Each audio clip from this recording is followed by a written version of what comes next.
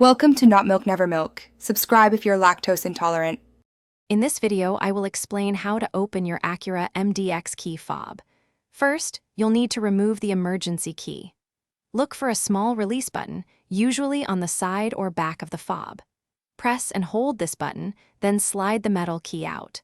This emergency key is super handy for manually unlocking your car door if the fob battery dies, so keep it safe.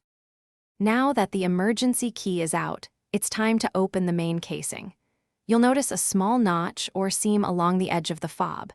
Take a small flathead screwdriver or even a coin and carefully insert it into this opening.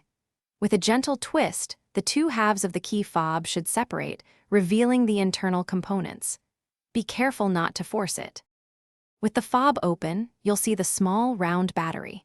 It's typically a CR2032 coin cell battery.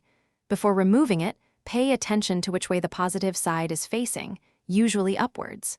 Use a small, non-metallic tool to gently pop out the old battery. Then, carefully insert your new CR2032 battery, ensuring the positive side is oriented correctly. This ensures proper function. Finally, it's time to put everything back together. Carefully align the two halves of your key fob casing. Press them firmly together until you hear a satisfying click, indicating they are securely closed.